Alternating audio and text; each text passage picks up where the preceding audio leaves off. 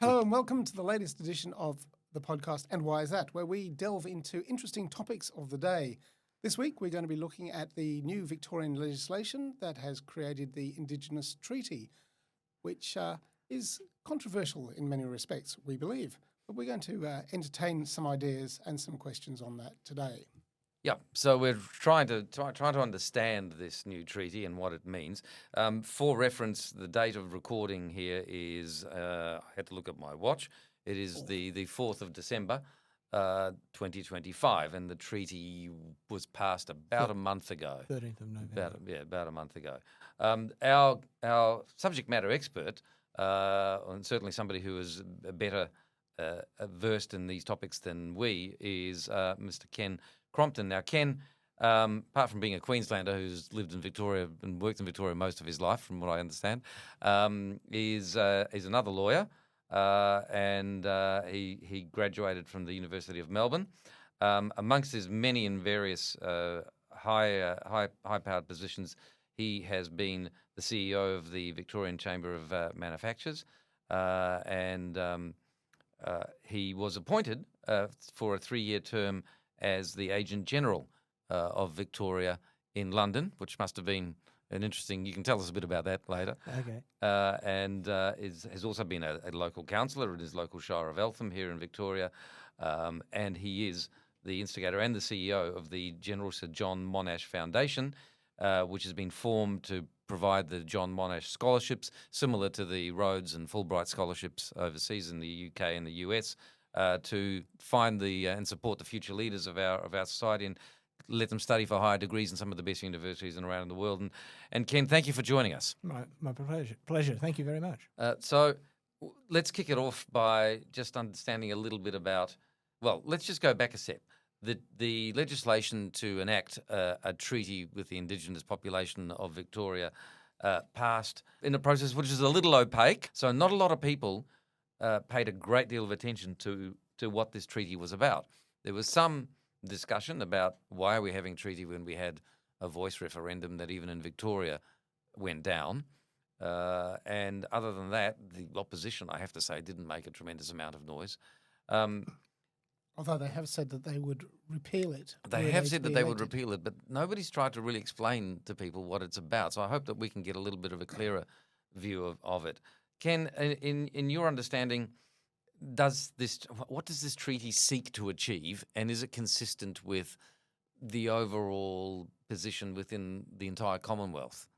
Well, that's an interesting question because it, in effect, creates a fourth level of government. And everyone's been saying for a number of years we could actually do with a reduced number of governments.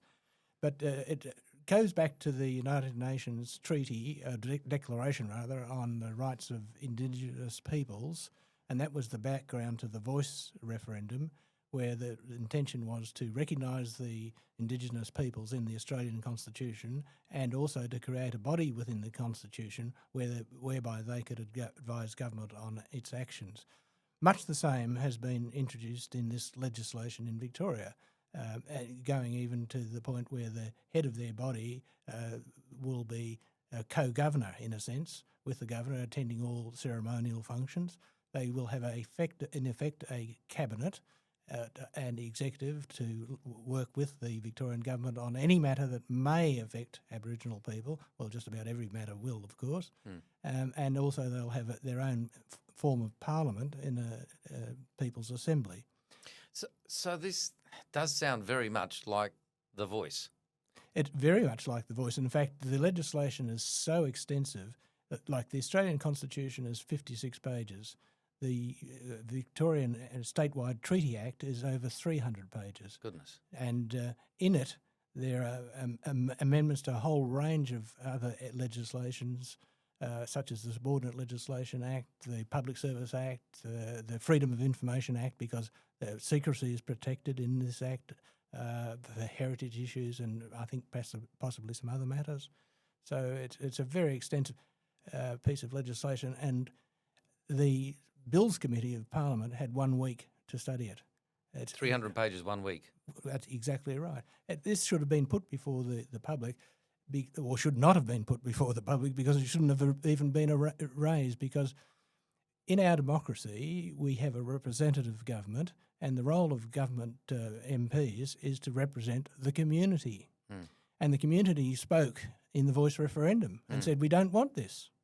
We want unity, not diversity, like this, not division. Even in Victoria, where you might have imagined there would be more sympathy for the voice when it came to the referendum, there was still, I think, 55 to 55 was the number, yes. Against 61 nationwide, 55 in Victoria. Yeah. Yes. So but what ill does this seek to remedy is the question, and how? Well, it's quite surprising within the legislation that stated that they need this to better deliver services to the Aboriginal peoples because the Victorian government is not doing the job. Right. With $747 million handed out from the Consolidated Fund every year by Victoria. Sorry, can we just say that again? $747 million per year. Yes. And they've admitted that it doesn't work. Yes. And that's the government has admitted. That's the government has it admitted, yes. which is one of the driving forces for this legislation. Exactly. And how many people will this affect? How many Indigenous people will this? Well, Victoria has 66,000 Indigenous people. That's 1% of the Victorian population. Yes. And only about 7% of the Australian Indigenous population of over 900,000. Right. So let's just go back to this is seeking, okay, the fundamental ill it appears to seek to remedy is that $750 million are spent a year and positive outcomes are not forthcoming. How is this 300-page piece of legislation going to fix that? Well, I think that's yet to be seen. Yes.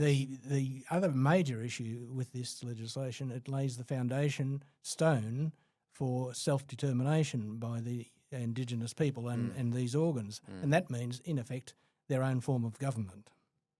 So does that create a second populace or second polity in the state? Exactly, that's what it does, in my view, yes.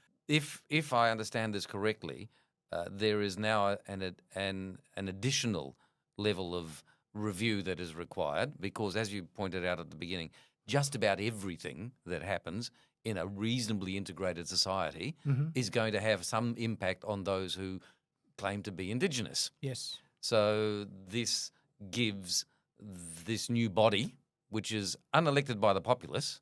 The assembly that they Assembly, create will be elected. I haven't seen the details of that or who conducts the elections. Okay, so that's elected, but by whom we're not quite sure and how we're not quite sure. Okay, so let's assume that there is some sort of electoral structure to elect these people. But you are setting up another house of review, are you not? Yes. Yes, So, very much. Government's going to be a bit hamstrung. How will the electors be determined? That's a foundational question, really. Yes. What is indigeneity? How do you qualify to vote? You declare that you're... So it's a simple declaration. Yes. And then I think there's another qualification. You've got to be accepted by the other Indigenous peoples existing. Yes. And that's it. That sounds like it might be a little bit vague at the edges. Very there. vague. Very vague. Right. So this is open to abuse, surely. Yes, and particularly when money's being handed out, you can imagine people lining up to declare their Aboriginality. So how is this funded?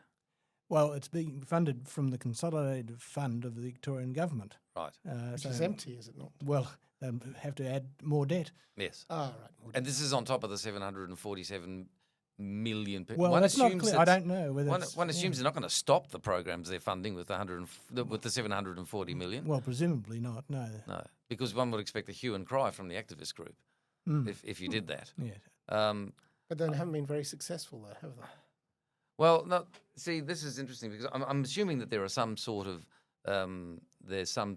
of accounting and some sort of Outcomes, measurements? well, some measures, some KPIs that you would apply. There must be some sort of accountability or responsibility for the spending of that money. Or there must be copious reports somewhere to tell us what's going on. Yes. But we're not looking into that. We're looking into what will this do to fix that. And I'm not sure that there's anything obvious. But is there nothing in this legislation that sort of suggests that part of the thinking behind it is to create a more integrated society? Well, there are declarations that it will bring about a more integrated society. I think it will bring about resentment. Emotion seems to be the driver of these things, and yet there are 300 pages of some sort of logic that's been applied to it, whether you agree with it or not, and that's not driven by emotion, that's driven by something else. Well, one of the aspects of it I forgot to mention is that they've got one body will be a truth-telling commission. Yes. And basically that will be going back to this concern about the colonial past. One of the key elements in that is that when you are in 2025 and 2026, considering actions that took place 150 years ago or 200 years ago, they took place in a different social environment where there was different social mores and different expectations about acceptable behaviour. So it would be very difficult to judge any country's leaders or officers of state against the perception of today, what is acceptable today, if you were to look back 200 years. Exactly. And what we should be doing is looking at the reality of today. We're trying to build a nation here in Australia with democratic values, people from all over the world. We've got a vast number of migrants from over 200 countries. We've got major immigration from India, China, UK and so on. And we want the Aboriginals, we can honour them. I've got no problem with that because we should respect the fact that they've been here for this length of time and to have survived. Well done. And but we can acknowledge them as our senior citizens, if you like. But we want them to be part of the family. And one can draw some national identity from it as well, as we have witnessed across the Tasman in New Zealand, which was my home country. The Maori culture has seeped into the national identity, and white, brown, blue, purple, green. Everyone has some sort of recognition of Maori culture that is built into the New Zealand culture. So that even some of the language that is used now is different, and people understand that, and that in itself is a tribute to the original. Well, actually, the Maori weren't the original inhabitants, but the inhabitants before the Europeans, and that created a sense of national identity. And you can see that on the sporting field with the All Blacks, and they do the haka, and whether they're Scottish or Irish origin, they're doing a haka. And that's actually more inclusive than separating people. It's interesting that in the objects of the treaty and some of the information that we have in front of us, one of the objects is to ensure that First Peoples, which in fact was a Canadian phrase, didn't come from Australia, equal enjoyment of human rights and fundamental freedoms and the right to pursue self-determination, exactly what you just spoke of before, and then to respect Aboriginal law, L-O-R-E, law, L-A-W, and cultural authority. That's very, very vague. Very vague. Very broad, deliberately broad. Cultural authority could mean anything. These are the objectives, stated objectives, and they've not been openly debated as far as I'm aware. No. Are they even achievable? The Victorian government should have had a quite open discussion and debate amongst the community to get their reactions. And such a massive change all around, the community is entitled to it. And the politicians who voted for this perhaps have not done their duty. They have a fiduciary duty as a member of Parliament to represent the views of the community. And did they ever, perhaps didn't have the chance to get out and find out what the community really thought about all these matters and whether they thought it was a good idea to proceed with. Do you know whether the government, in preparation of this legislation, actually spoke with all of the different Indigenous groups? I understand that they're not a homogenous. Yes.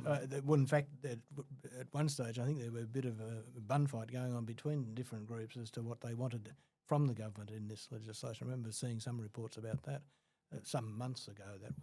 We talked a little while ago about how this representative body would be elected, and we have a template. Well, not a template. We have an example in South Australia. They legislated a form of voice, and they had an election or a plebiscite they wanted to have of the South Australian Indigenous to elect the members of that assembly.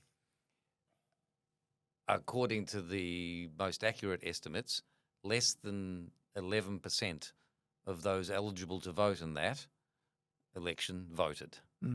So some of the members of that assembly got up with as few as a handful of votes.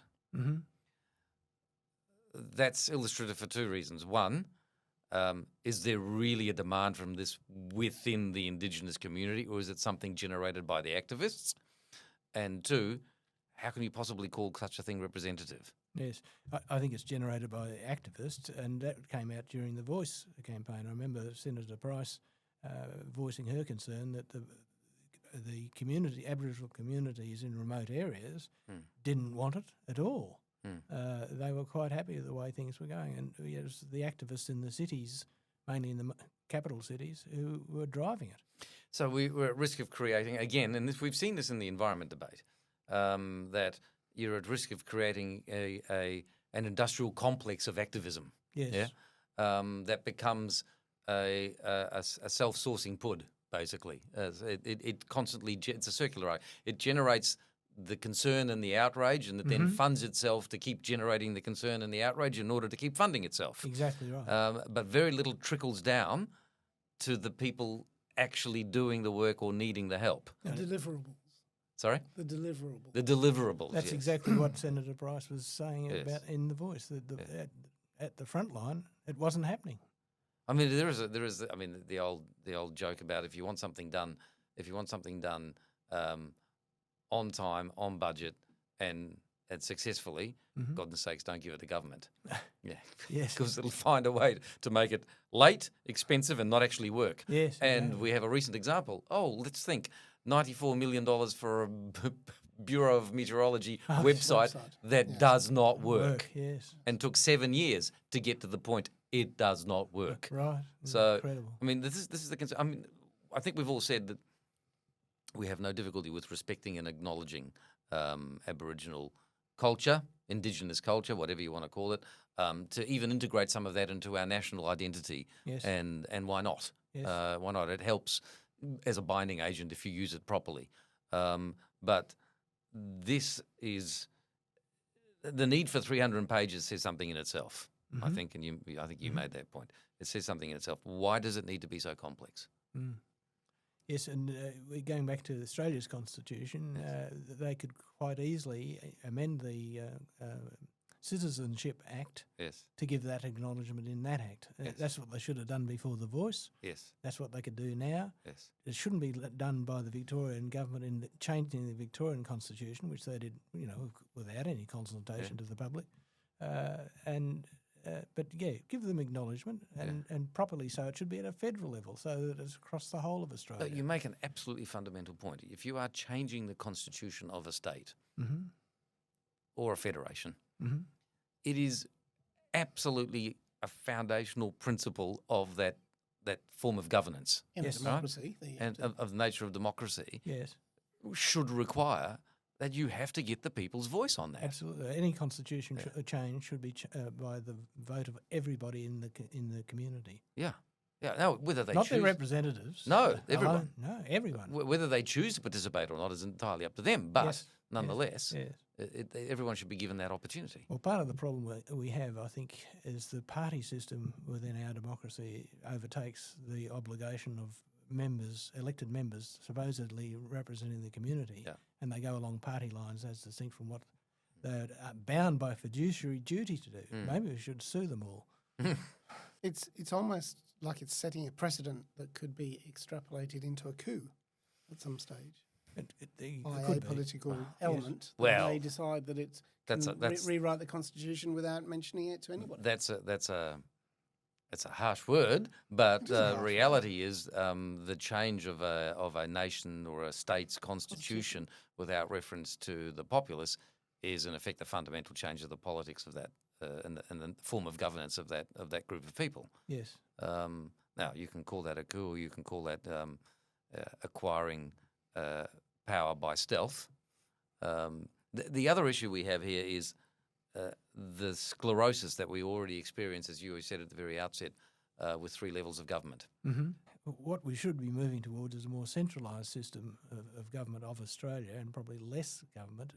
It was reasonable at the time, colonies, to get them on board for federation, you had to please the politicians and give the colonies, renamed states, Mm-hmm. some particular role, and they weren't going to give up too much to the federal government.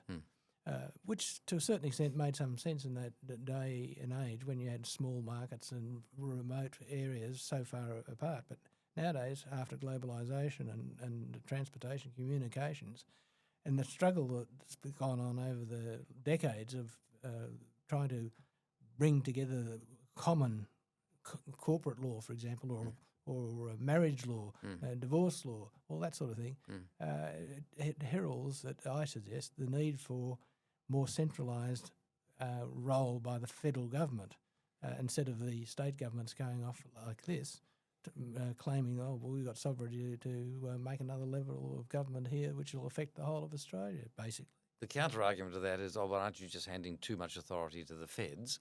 But let's just think for a moment. Tokyo is a city of 25 million people. It's in one prefecture. Mm-hmm. So it effectively has One council. One council, a council of state government of sorts. It's in the prefecture, and they're managing 27 million people, 25 million people quite well. The trains run on time. And the trains do run on time. To the argument that you're handing too much authority to Canberra, as you pointed out, that may have washed 125 years ago. But does it really count today when so much of the overall macroeconomic policy is determined by Canberra? Taxes are determined by Canberra. The states don't have a taxing power. They get GST doled out by agreement with Canberra, and they have fees and charges, many of which they love to jack up all the time. But they have no citizens in the state. And that's where the federal government could actually move, in my opinion, to expand its role and take over some or many of the aspects of state government role and responsibility. They could, by enacting things to support its citizens. So the citizenry is all Australian. Yes, we're all Australian. We're not Victorians. We're not New South Welsh. We're not Queenslanders. We're not Western Australians or South Australians or Tasmanians or Northern Territorians. And the migrants who come here to be Australians. To be Australians, yeah. I'd just like to interrogate the law aspect of the legislation. My people who are Jewish refer to the laws that were written 3,500 years ago. Other law, English law, which Australian law is largely based on, English common law, yes, is probably 500 years old. It was documented, it's been interpreted, it's been debated. What Indigenous law? What are the bases of Indigenous law, and are they actually replicated across the different groups of Indigenous Australians? I think it's custom, not necessarily law, and the customs would have differed across the very many tribes of Australia. But in the legislation, it refers to LORE and as LOW. As if it's unitary. And also they make reference to them as the Aboriginal nations. Well, I don't think they're a nation. A nation is a nation state. Well, there was nothing to define them as a nation. No. So the tribal groups, but they were not a cohesive nation. No, not at all. In the same way that in my ancient history, Greece was not a cohesive nation until the various city-states united. Yes. Under one dominant force, being at that time Alexander, and then, at various times, various other forces. But in the same way that Italy and Germany were not cohesive nation-states, they were various little city-states or states, duchies or whatever else they might be. And it was only very late in general history. We're talking about the 18th and 19th century that they became nation states as we define them. So, to your point, I've heard people talk about 22,000 different tribal groups. There was not one unified state. In No. fact, most of them didn't even know each other. That's right. Oh, if they did, they were fighting them. Well, that's normal. They That's fight. human. That's human behaviour. Yes. You fight for resources. Like football teams, really. Yeah, that's or, what Or happens. stealing their women. Yeah, that's what happens. Yep. Yes. We've all done it. There's nothing unique about that. But if that is written into, or if that is considered to be law, Yes. that's not compatible with Australian LAW. LAW. Yes. Exactly. That's going to be a big bun fight, I think. That is. And a term like cultural authority, it's Well, especially if it's you don't replete with emotion but very little substance. Yes. exactly, and if you can't define who this law applies to Yes. by determining whether you can say you're Indigenous. Indeed, Does I that could. then law apply to you? And can you have 3 wives or 42 acres Well, of how land far back do you somewhere, go to be Indigenous? My wife is a genuine First Fleeter in the sense that her ancestor was on the First Fleet. Oh, so she's a colonialist, is she? So, well, he was actually a captain of the Marines on the Lady Penry, one of the boats that came in the First Fleet. But later became a lieutenant governor of New South Wales because he was the guy who dragged with his troops Bligh out from under the bed during the Rum Rebellion. Anyway, that's a story for another day. But how far back do you go?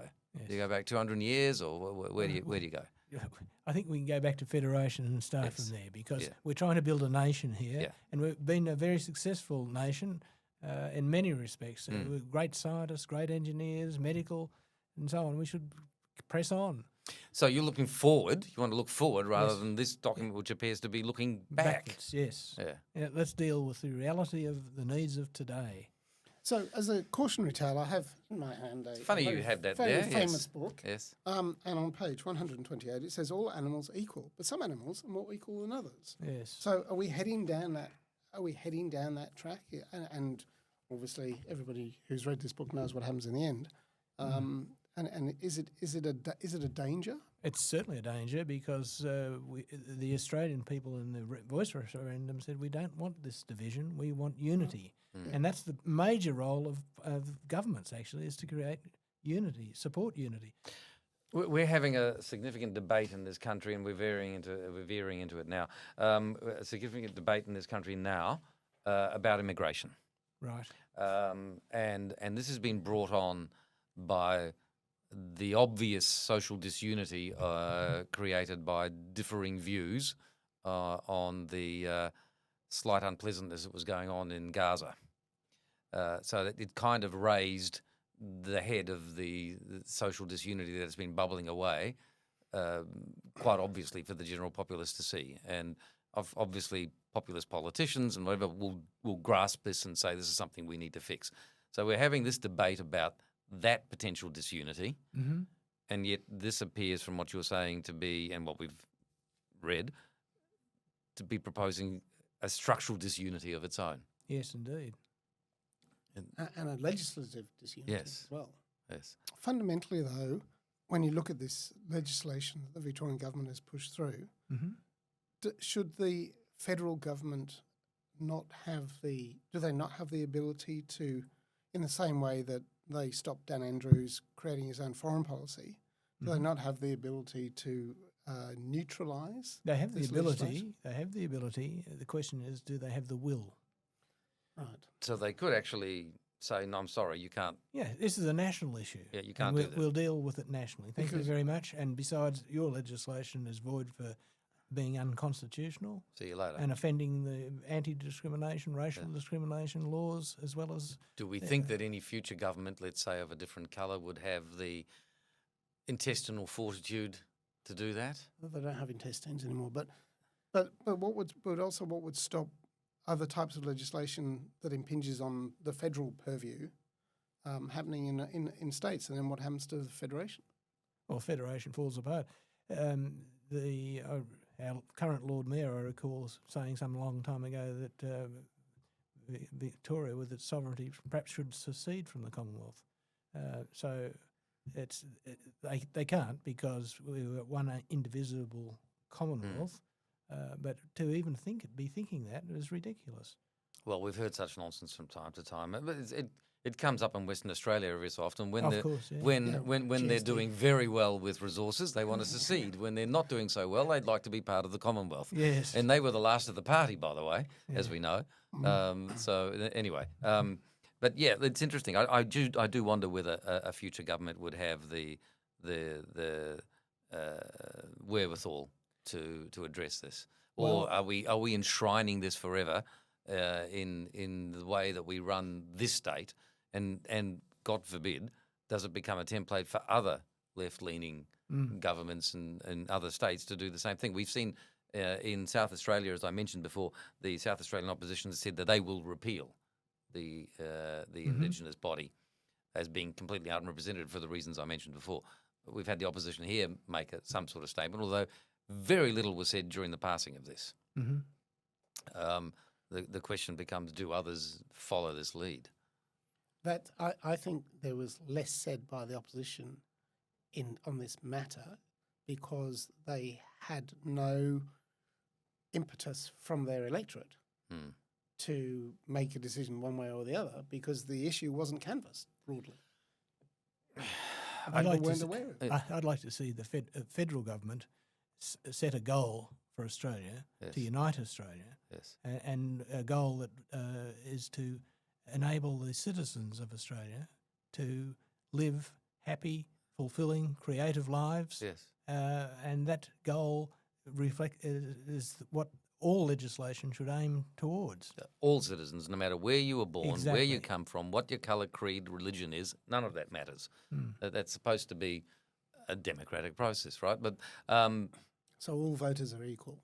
Well, theoretically, yes. What interests me is that this, and Ken, you raised this point again off air, this 300 pages didn't just appear in the space of a couple of days. No, there's so much detailed work involved, also amending a whole range of other acts of Victorian government that have been in operation for donkey's years and continue, of course. I can't imagine that it took less than a month or more. It's been going on for at least 2 years, and I estimate that would be immediately after the voice referendum result. So this was the backstop in their minds. Yes. So the activist group. Yes. We didn't get the voice, but we'll do it our own way. Yes. Yeah. Regardless of what it shows a fairly high level of contempt for the electorate, does it not? It does indeed, and for the members of Parliament who voted for it, who are supposed to be representing the electorate.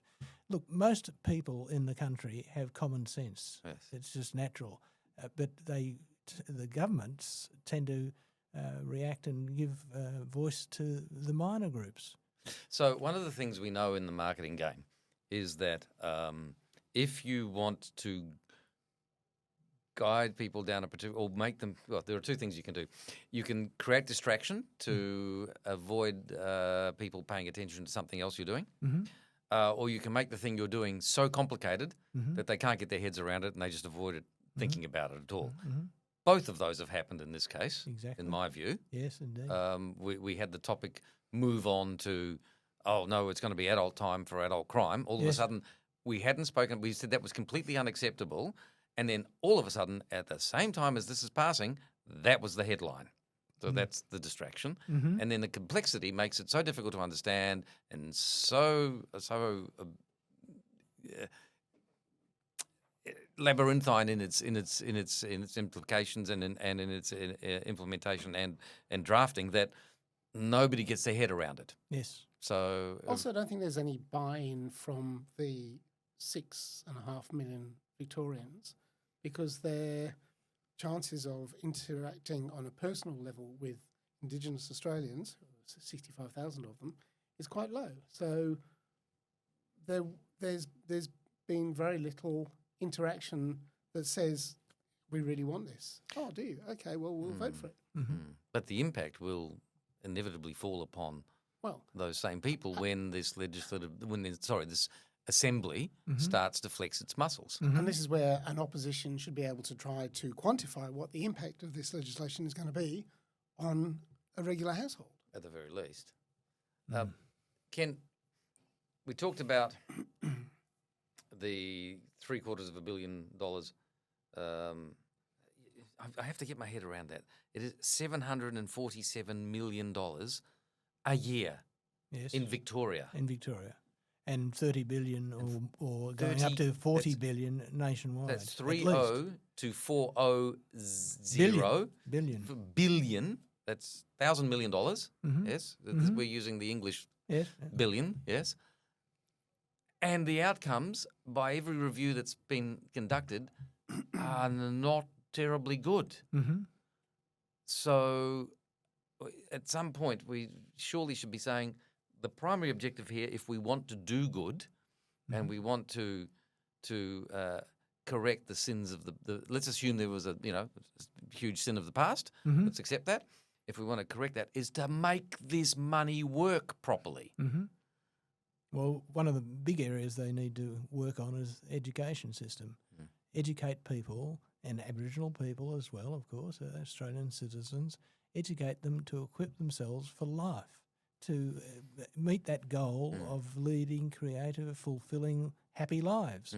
And to do that, they need to, in the education system, educate them, their minds, so they learn to observe, to imagine, to recall memory, and to be able to communicate well, to be able to calculate well, to be able to enjoy other people's company, to understand human nature, their own nature, the history of civilization, go back to the ancient Greeks with know thyself, yourself. Go back further, go to the Egyptians, go to the Mesopotamians, you know, I mean, just learn something. Yes. And this intolerance of other views that we experience today, and it creates this disunity and feeds these activist groups, I contend, to your point, is driven by a lack of education. Yes. That the emotion is then driving the reaction, not any critical analysis of any sort, Exactly. or any historical context, or any broader knowledge, for that matter. So something feels bad, or someone in your peer group has told you that something feels bad, and you must do something about it. Yes. And to me, this 300 plus pages, as you mentioned, at surface level is all about the feel, and beneath it could be quite insidious in what it can do from the point of view of altering the way we run our society. Well, and also it's whipped up by the media who run on emotion more than anything, whipping up people's emotions about matters of no moment, as distinct from building the society up and making the life of the people of Australia happier and better. Before we wrap up, tell us a little bit more about the Sir John Monash scholarships. Oh, okay.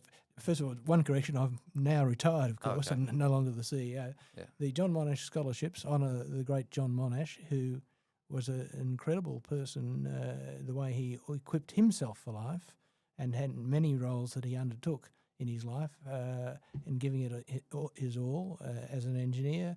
Later, because he was a community service soldier, he eventually led the Australian Defence Forces in Europe in 1918, and his incredible insights enabled the early end of that war, came back to Australia, took on the role as with the State Electricity Commission to develop the brown coal deposits down in Yallourn to generate electricity across Victoria. And he was very active in so many other community service roles. So we want to honour him and with young Australians who are very similar, and young Australians who do particularly well at university, to be able to enable them to be able to study at any of the world's best universities for their field. Unlike the Harvard scholarship you mentioned and the Rhodes Scholarship, they're not restricted to go to just one or two universities. They can go to any of the world's best universities, and equally, there's no age restraint. So people over 30 can also apply, and we have had people and get the scholarship. And they get up to $100,000 a year to go and study at these overseas universities. And there's absolutely brilliant young people coming back to Australia now which we hope will make a better country for us all to live in. And these people, young people or not so young people, come from all communities in our society, from all ethnicities, absolutely, all genders, all everything. Absolutely, Yes. And there are a number of Aboriginal people who have won the scholarship and done exceptionally well with it. So yes, there's no division at all as a consequence. That's fascinating. And I think you've got a couple. I'm sure you have a couple more questions. No. Tell us a little. What does an agent general for Victoria do in the UK? Well, it goes back to the colonial times. Yes. Each of the colonies had an agent general. Yes. And to represent the interests of the colony to the mother country, and to attract investment, and also more particularly at those days to attract immigration. So that's why you have pockets of immigration, say of Irish in a particular country, town such as Kilmore, or other parts of Victoria, different ethnic groups. And these days it's principally focused on attracting investment and representing the interests of Victoria alongside Austrade and the Australian High Commission to see if we can improve things for Victoria. So working hand in hand with the High Commissioner's team. Yes, indeed. Yes. But fundamentally getting business happening here, yes? Yes, exactly. That's what it's all about. And also, whilst it was started off as the Agent General to the UK in London, the field also covers these days Western European countries as well. Just some final wrap-up questions. Where do we think this is going to end up, and how quickly do we think it's going to start impacting the way Victoria is run? It's been legislated now. It's been signed, and this has gone through both houses of the state parliament. We don't have an assembly yet. That's yet to come, and the electoral process for such is yet to be determined. They're obviously, it's being funded by the state government. That is by us, and they've obviously funded by debt. Yes, and they will have set up an establishment office. One assumes. Yes. Okay. And we have no say on who is on that. No one has any say. Basically, that's self-selecting, or it's selected by the bureaucrats or by the politicians or whomever. Yes. So at some point, this is going to pop up as a real thing. Yes. How long did you? I mean, in your experience, how long do you think that takes? It could take up to six months, and may deliberately keep it going for 6 months so it gets closer to the next state election next year. Either to be hidden from the next state election or to be used. That could be handy to run at the elections at the same time. Save a lot of money. I doubt it. The big issue really that the community needs to encourage the opposition to really get understanding of what this is all about and get a good position on it well before even the 6 months, so that they're ready to go with their plan to abolish it once they win government next year. What is it, November, I think? Yes, election. November, yes. That's if they do win in November. Which is a tall ask. But the other element, it would be, I mean, there must be a budget line in the state budget document that says how much money has been assigned to make this happen. Because there would be. Every government department has a budget, and they all have fairly close. They should have fairly close. I didn't do enough research. Maybe some of you know. But the leader of the opposition should be able to tell you that, because she was the shadow treasurer. In fact, she's continuing on. Still is. She still is. So there must have been, and I have seen some figures mentioned in the media of how much it's cost up to now, which is eye-watering as usual. Well, that would be like 5% of what the total cost is. Yes. But again, one rolls one's eyes and goes, really? How do you spend that much money? But Ken, thank you very much for your time. Yes, thank you. And your insights. It's going to be an interesting thing to see play out over an election year. Yes. By the time this goes to air, we may well be in the election year. And to see what strategies are taken by the various parties and the activist groups. And the counter groups that exist to address this, or if indeed it just gets hidden away while we're arguing about other things that perhaps might not be quite as important in terms of their long-term implications. One hope not. Very good. Lovely. Okay, so Okay. that's it for us for this this episode. But we'll be back in a few weeks with even more and Well, we're going to nerd out. We're going to- nerd out, and what we're going to do is we're going to be talking to a gentleman who has commanded a very substantial American warship.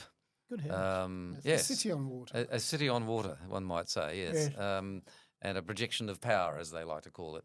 And he will take us through some of his stories and how one of these enormous things works.